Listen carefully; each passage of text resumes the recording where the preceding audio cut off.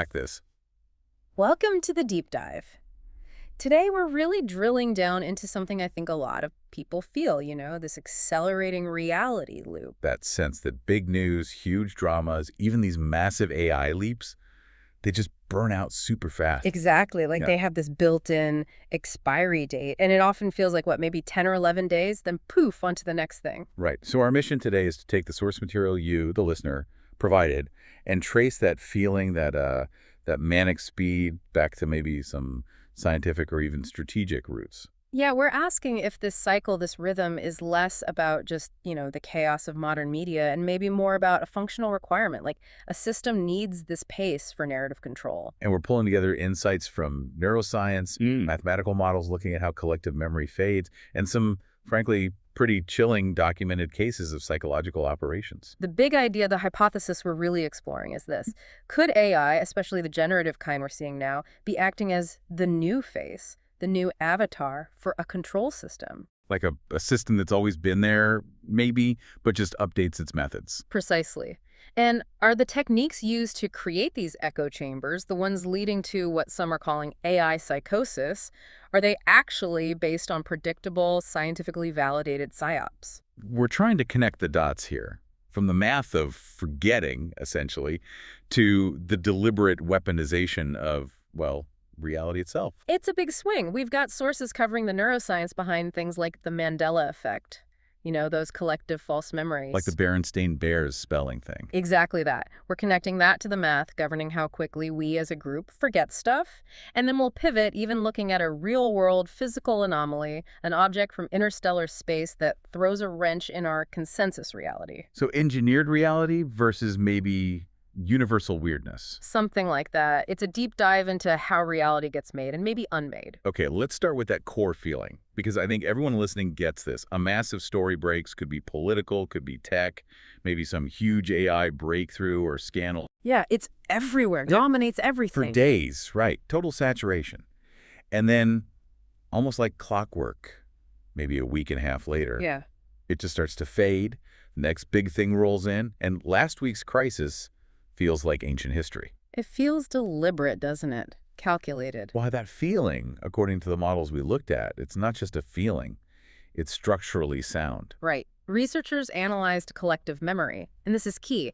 It applies whether the memory is based on solid truth or, a completely made-up narrative, a fiction designed to have real-world effects, what some call hyperstition. Okay, so it doesn't matter if it's real or fake. The forgetting pattern is similar. The decay pattern it's not just a random fizzle. It follows a pretty predictable two-phase model. Two phases. Tell us about that. How does the story stick, or, well, unstick, in the public mind?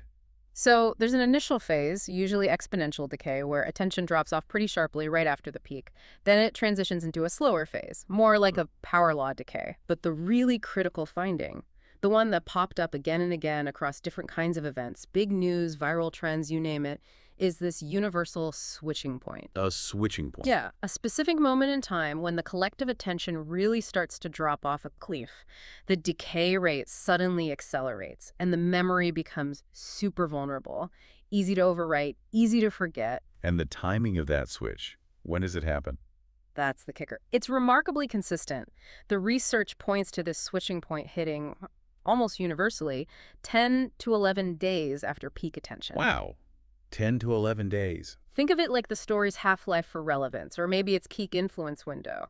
After day 11, give or take, that story is just much, much easier to displace. Okay, that changes things if you know that timing. Exactly. If you're someone trying to manage the narrative, maybe bury an inconvenient story from last week, you now have a mathematical clock. It tells you exactly when to drop the next bombshell. Precisely. The strategic implication is just huge.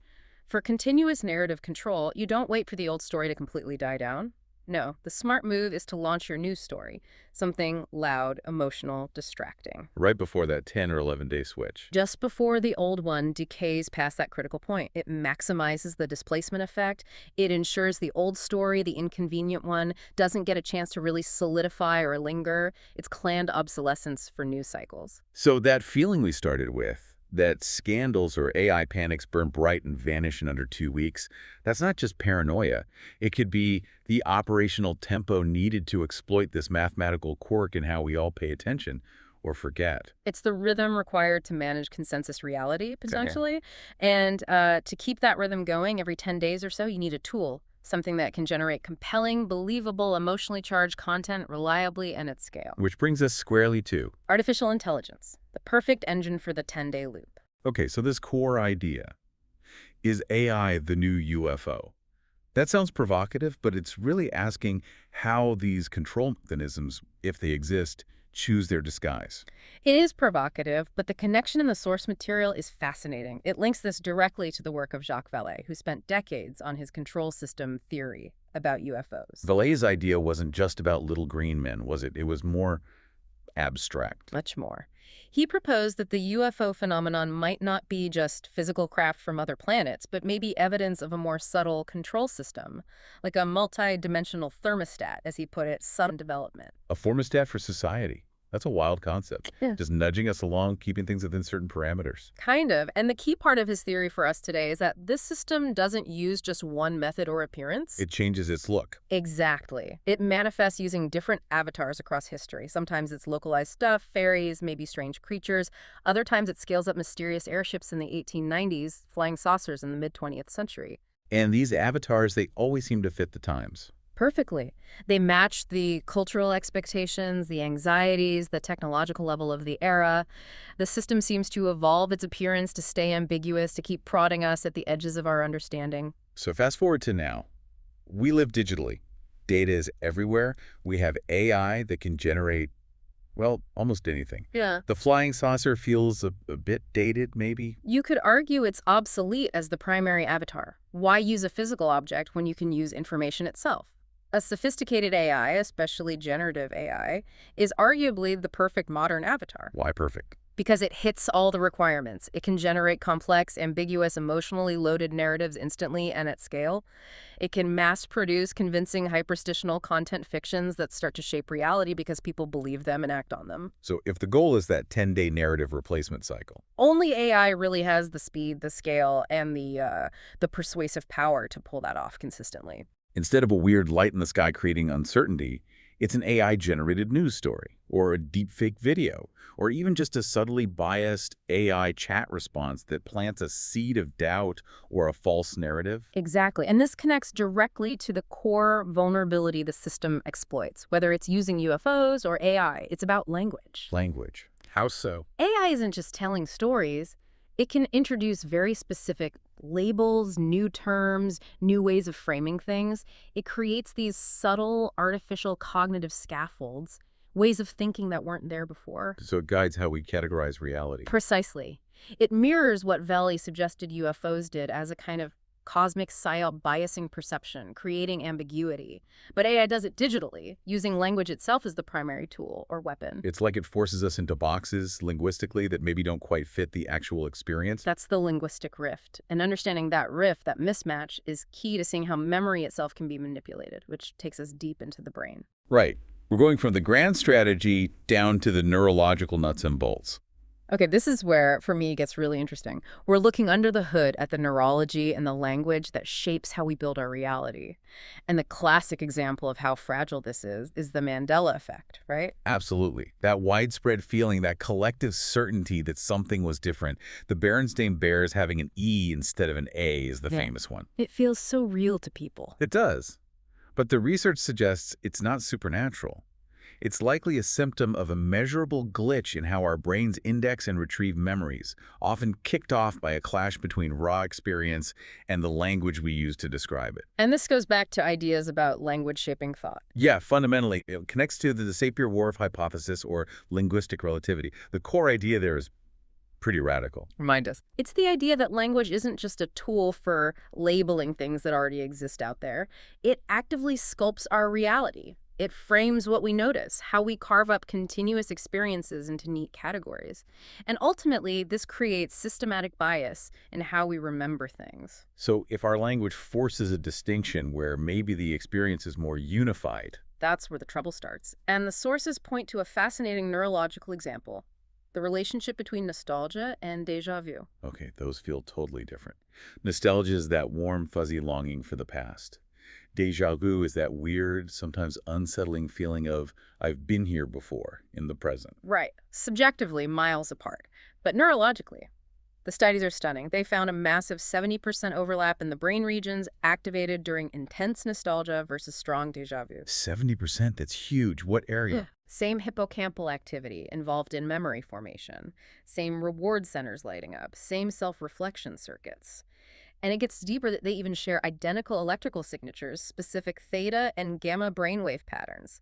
It's like a unified time echo sensation at a fundamental brain level. Wow. So the brain is basically having the same core experience. Or a very, very similar one. But our language forces us to slap completely different labels on it. One is past longing, the other is new familiar glitch. Binary categories for a potentially unified feeling. And that forced distinction, according to the theory, creates measurable cognitive dissonance, a conflict. The Mandela effect could be seen as the brain trying to unconsciously fix this clash. It retrofits the memory like changing stain to the more common expected Stein pattern to make the memory align better with the linguistic category it feels like it should belong to. It reduces the internal conflict. So the memory gets corrupted almost automatically to fit the language box.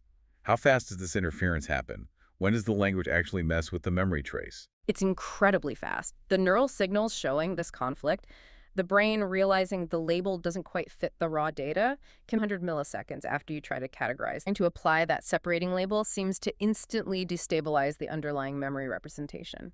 And the language parts of the brain must be working overtime during this conflict. They are. The studies show the left frontotemporal language network kicks into high gear, showing 40 to 60% increased activation during these memory conflicts. It's like the language system is struggling, forcefully trying to jam the messy reality into its neat linguistic boxes. Okay, and you mentioned electrical signatures.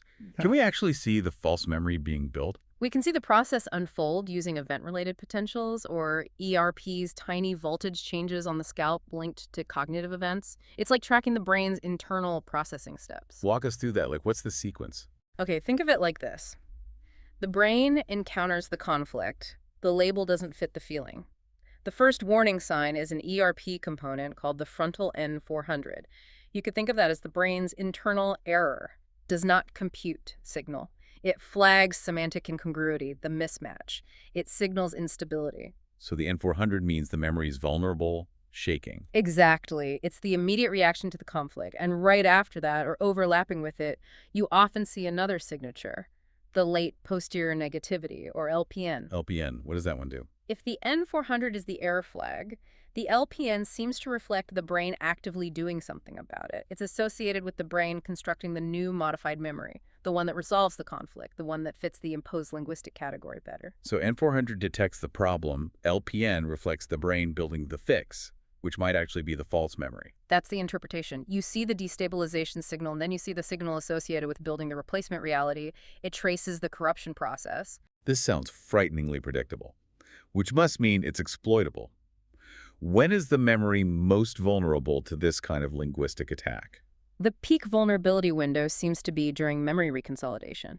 When you recall a memory, it doesn't just get played back like a video. It actually becomes temporarily fluid, unstable for a period before it gets stored again. So pulling up a memory makes it fragile for a bit. Exactly. And if, during that fragile window, you're exposed to linguistic nudges, misinformation, conflicting labels, that's when the interference is most effective.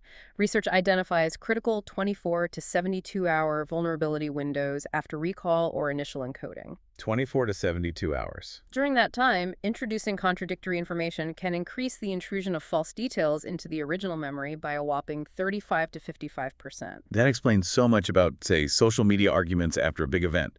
People are recalling the event, making their memory vulnerable, and then bam, they're hit with conflicting narratives right in that critical window. Precisely. It's hitting the system during its scheduled maintenance, essentially. And the mechanistic nature of this is underscored by AI findings. Algorithms fed just these ERP brainwave signals, the N400 and LPN patterns could predict whether the original memory would be corrupted with 72% accuracy. Wow, just from the brainwaves. Yeah, it shows that reality overwriting isn't magic. It's a high-probability cognitive function that can be detected, predicted, and potentially triggered. Okay, so we have this predictable cognitive glitch. Now, how is it weaponized? This takes us to the strategic playbook and the idea of inducing AI psychosis. That's a heavy term. It is. It implies a state where someone's reality is so overwritten, perhaps by interacting with AI or AI-driven narratives, that they become completely detached, maybe incapacitated, certainly discredited. And to understand how this might work with AI, we need to look back at how it was done manually. Exactly. The source material highlights the case of Paul Benowitz in the late 70s, early 80s. It's a classic, if disturbing, example of a manual psyop aimed at inducing this kind of breakdown. Benowitz. He was the guy near Kirtland Air Force Base. That's him, an electronics expert. Pretty brilliant, apparently. He started picking up weird electronic signals, seeing strange lights near the base in New Mexico. And crucially, the sources say he wasn't just imagining things. He was actually detecting real classified stuff. It seems very likely he stumbled onto early tests of classified projects, possibly stealth aircraft. The Air Force Office of Special Investigations, AFOSI, had a problem. They couldn't just tell him to start without confirming the secret programs existed. So instead of shutting him up directly, They launched an incredibly elaborate, long-term counterintelligence operation. An agent, Richard Doty, was assigned basically to feed Benowitz information, but not real information. what did they feed him? A massive, complex, completely fabricated hyperstitional narrative. Over 8 years, they fed him forged documents, decoded alien messages, wild stories about hostile extraterrestrials operating in secret underground bases right there beneath the Arctic. It is, and the alien story was just a smokescreen, a tool. What was the actual goal, the documented aim of this elaborate deception? The sources, quote, internal documents and reports. The stated goal was chillingly clear: to completely dismantle a person's world from the inside out, until his mind finally broke. To deliberately drive him into psychosis. Effectively, yes. He did eventually suffer severe mental health issues, was hospitalized, and the operation worked. His valid detections of potentially real classified activity were completely buried because he was successfully painted as, a delusional UFO believer obsessed with aliens. The psyop neutralized the inconvenient truth by destroying the credibility of the witness. That's intense. But like you said, 8 years, dedicated agents, physical documents. That sounds expensive and risky. How do we get from that manual effort to the idea of automated psychosis with AI? Isn't that a huge leap? It's a leap in efficiency and scale. The cost of running an AI-driven campaign like that would be negligible compared to an 8-year human operation. Which brings up the modern question. If someone today, maybe interacting with an advanced AI, accidentally stumbled onto a real secret, maybe the AI synthesized data in a novel way, revealing something classified, would the system even notice? Could an AI discovery fly under the radar? Given the surveillance architecture we have now, extremely unlikely. Detection would likely be instantaneous. Why so certain? Because we're not talking about agents listening in anymore. We have systems like Gorgon Stare, drone-based surveillance, that can literally watch an entire city all day, every day, recording everything. Okay, that's collecting the data, but finding the needle in the haystack. That's where the AI comes in on the analysis side. Think Palantir-style systems. These are AI platforms explicitly designed to ingest oceans of information. Social media, public records, financial data, sensor data like Gorgon Stare's feed, everything. And the goal is explicitly to spot patterns and predict what's going to happen next. Not just solve crimes that happen, but predict future events or threats. Exactly. The stated purpose is often framed as flagging pre-crime activity, or seeing dissent before it even turns into action. These systems are built to detect anomalies, deviations, unexpected connections. So if an AI, or a user through an AI, discovered something truly secret, that discovery itself would likely show up as a detectable anomaly in the data stream. Very likely. It would stick out. The system would flag it immediately. And then, the hypothesis goes, the automated version of the Benowitz playbook could kick in, meaning the system could automatically begin feeding that specific user or that AI interaction pattern, overwhelming, emotionally charged, contradictory, hyperstitional content designed specifically to confuse, discredit, and ultimately neutralize the source of the discovery before it spreads. Automated incapacitation. Okay, so the system detects a potential leak, maybe via AI. It then triggers an automated response, flooding the source with disinformation, the hyperstition. How does this scale up? How does it create that collective forgetting, the echo chamber effect that erases the original truth? It scales through the power of the hyperstition itself, combined with social dynamics. Once the AI avatar, let's say, injects the new false narrative, the replacement story for the 10-day cycle, it doesn't just sit there. It spreads. Social contagion. Exactly. It spreads through sharing, discussion, argument, hitting those 24, 72-hour reconsolidation windows we talked about, maximizing its ability to overwrite existing memories or establish itself as fact in new ones. And how quickly can a group adopt a false memory? Does it take long? The modeling is pretty sobering. Simulations of group discussions showed that around 64% of false memories initially held by just one or two individuals became collectively shared, accepted by the majority after only 3 rounds of discussion. 3 rounds. That's incredibly fast. Consensus forms around the fiction very quickly. Distressingly quickly. And what makes these hyperstitional narratives particularly sticky, particularly contagious? Let me guess. Emotion. Bingo. If the false narrative is wrapped in strong emotional valence, fear, outrage, excitement, doesn't matter which, just strong emotion, it significantly boosts the spread rate. The studies suggest by around 40%. Emotion acts like a lubricant for bad information. It grabs attention, it bypasses our critical thinking filters, it makes us want to share it. Think about the Benowitz alien story. It was terrifying, conspiratorial, exciting, much more compelling than boring old stealth plane tests. Okay, so the emotionally charged hyperstition spreads fast and sticks hard. But how does the echo chamber, the constant discussion of the fake story, actively erase the original inconvenient? No, it's more insidious than just distraction. The mechanism involved is called socially shared retrieval-induced forgetting. Okay, break that down. Retrieval-induced forgetting. It's a known cognitive phenomenon. The act of repeatedly retrieving a specific memory, say, details of the fake alien plot, actually makes it harder to recall related but unmentioned competing memories, like the details of the original stealth sightings. Retrieving one thing actively suppresses related things. So talking about the fake stuff makes you forget the real stuff. When it's done collectively, yes. In the echo chamber, everyone is constantly talking about sharing and therefore collaboratively retrieving the details of the false hyperstitional narrative. The alien codes, the underground base schematics, the latest twist in the fake scandal. Exactly. And that very act of constant shared retrieval of the false details systematically suppresses and induces the forgetting of the related, unmentioned true details. The group collaboratively smothers the original memory. So in Benowitz's case, the more he and others focused on the AFOSI-fed alien story, the less accessible his own original memories of the actual weird signals and lights became. Precisely. The myth actively overwrites the history through the mechanics of collective recall. The AI-driven echo chamber is the perfect environment to automate this process, constantly generating new fodder for the hyperstitional retrieval cycle, ensuring the inconvenient truth gets starved of the oxygen of attention and recall. We've built this picture of a reality that can be potentially quite tightly controlled from within, using AI, exploiting our psychology, managing the narrative cycle. But sometimes reality throws a curveball from way outside the system, doesn't it? Something that just doesn't fit any established narrative. Absolutely. And that's the perfect transition to this interstellar object, 3I Atlas.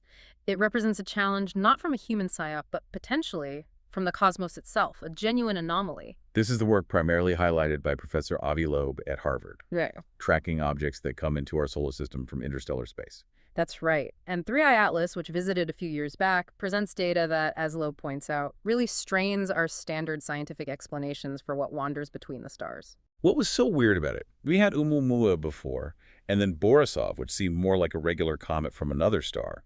How was Atlas different? It comes down to 2 main things. Its inertia, despite massive mass loss, and its apparent composition. Okay, start with the inertia. So the Hubble Space Telescope watched 3I Atlas as it neared the sun, and it was evaporating intensely, shedding an enormous amount of material. The estimate was 150 kilograms every single second. Wow, okay. Like a comet boiling off gas and dust. Exactly. But here's the anomaly. Usually, when a comet does that, the outgassing acts like a weak rocket engine, pushing the comet slightly off its purely gravitational path. We see this non-gravitational acceleration all the time. Makes sense. But 3I Atlas, despite losing 150 kilos a second, showed 0 deviation from a path dictated purely by the sun's gravity. Across thousands of observations from dozens of telescopes, no non-gravitational acceleration detected at all. How is that possible? If it's losing that much mass, shouldn't it be pushed around even a little? For the outgassing to have no measurable effect on its trajectory, the object must have had enormous inertia. It had to be unbelievably massive. How massive are we talking? Loeb and his team calculated the minimum mass required. It had to be more massive than 33 billion tons. 33 billion tons. That's staggering. How big would that make it? Based on typical densities, that implies a diameter of over 5 kilometers. That's roughly the width of Manhattan Island. 5 kilometers wide. Okay, that's vastly bigger than Borisov or Oumuamua. It makes it at least 1,000 times more massive than Borisov, which was maybe a few hundred meters across at most. The sheer size is statistically problematic if you assume these are just random rocks drifting by. We shouldn't see something that big coming from interstellar space very often at all, maybe not even once per century based on current models. Okay, so the size and inertia are anomalous. What about the composition? What was it made of? This is maybe even stranger. Spectrographic analysis, looking at the light signatures from the material it was shedding, showed evidence of nickel. But, crucially, it showed no significant evidence for iron. Not unusual for space rocks? Highly unusual. In natural asteroids and comets formed in typical stellar processes, nickel and iron are almost always found together, chemically bound or mixed, often in similar proportions. Finding nickel vapor without a corresponding iron signature is really hard to explain with standard comet chemistry. So if it's not natural, what's the implication? Well, one area where you do find nickel used extensively, often without large amounts of iron, is in industrial production of nickel alloys. Think high-strength, heat-resistant materials used in advanced technology. So the composition hints at manufacturing. It's one possibility the source material raises. It adds to the picture of something potentially non-natural, maybe technological. A 5-kilometer wide, 33 billion ton object, potentially made of industrial alloys, showing no rocket effect despite massive evaporation. That's already wild. But then there's the wow signal connection. Ah, yes. This is the layer that really pushes it into profound territory. The direction in space from which 3I Atlas arrived, it lines up remarkably well with the direction of the famous 1977 wow signal. The wow signal that was that powerful narrowband radio signal picked up once, never repeated, that looked tantalizingly like a potential alien broadcast. That's the one.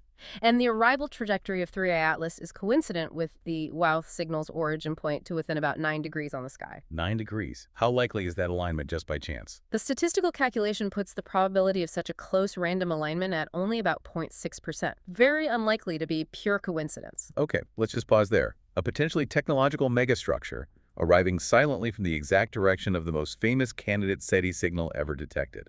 It's why Avi Loeb refers to this as a potential black swan situation. If 3I Atlas was technological, it represents a type of encounter, maybe even a potential threat, that is very different from rocks falling from the sky, which is currently the main focus of planetary defense. It changes the game entirely. It would force a total rethink. And this isn't just academic speculation for Loeb. It has led him to make a concrete proposal. What's the proposal? With the new Vera C. Rubin Observatory coming online soon, we expect to find many more interstellar objects. Loeb has formally written to the United Nations, urging them to establish an international scientific committee. To do what specifically? To specifically analyze these interstellar outliers, the ones that don't fit neat natural explanations, like Atlas. The committee's job would be to assess impartially whether they could pose a threat or whether they might actually be technological in origin. Right now, no such coordinated international body exists. We're finding these potential black swans, but we don't have a formal process to even evaluate what they might be on a global level. Exactly. We have, on one side, this picture of reality being potentially managed and manipulated from within, using sophisticated psychological and AI tools. And on the other side, the universe itself seems to be throwing these profound anomalies at us, challenging our most basic assumptions from the outside in. It feels like our understanding of reality is under pressure from both directions. That's a good way to put it. Besieged by internal manipulation and external mystery. #outro. So what does this all mean? Where does this deep dive leave us? We've traced a potential system where reality gets sculpted, where memory is surprisingly fragile and open to corruption. Corruption driven by predictable cognitive glitches, exploitable through language, and potentially automated now by AI to maintain that relentless 10 or 11-day narrative replacement cycle. The core vulnerability, the crack where the manipulation gets in, seems to be that linguistic rift. That fundamental conflict between our often unified, messy internal experiences like nostalgia and déjà vu being 70% the same neurologically, and the rigid binary language we force onto them. That conflict creates the dissonance, the instability. It opens the door for hyperstition, spread by emotion and social contagion, to take hold and even induce collective forgetting of inconvenient truths, amplified within AI-driven echo chambers. And we touch on the chilling potential endpoint. Automated systems detecting inconvenient discoveries almost instantly thanks to pervasive surveillance and pattern spotting AI. And then triggering an automated version of the Benowitz strategy, targeted hyperstitional flooding designed to neutralize the source through induced confusion or AI psychosis, cognitive incapacitation as a control method. While at the same time, objects like 3i Atlas remind us that profound anomalies exist completely outside these human-driven systems, challenging our entire framework. It really underscores how complex and contested the nature of reality is right now. But let's bring it back to that controllable element, the timing. We know from the math that collective attention on any given narrative hits that critical 10-11-day switching point where it becomes much more vulnerable to decay and replacement. Which leads to a final, maybe unsettling question for you, the listener, navigating this constant stream of information in engineered narratives. If you could know, based on these models, that a harmful false narrative, a piece of deliberate hyperstition, is just about to hit its natural decay point around day 10 or 11, what's the ethical move? Do you actively intervene? Do you push back hard against the fading lie, trying to reassert the truth before the next wave hits? Or do you step back? Do you let the natural decay happen, knowing that intervening might even inadvertently prolong its life somehow, and also knowing that the system is likely poised to drop the next replacement narrative right on schedule anyway? Who gets to decide which reality, which memory is allowed to persist, and which is allowed, or even encouraged, to fade away? Something to think about the next time the world seems to collectively forget last week's crisis right around day 11. Your perception, your memory, that's the territory being contested.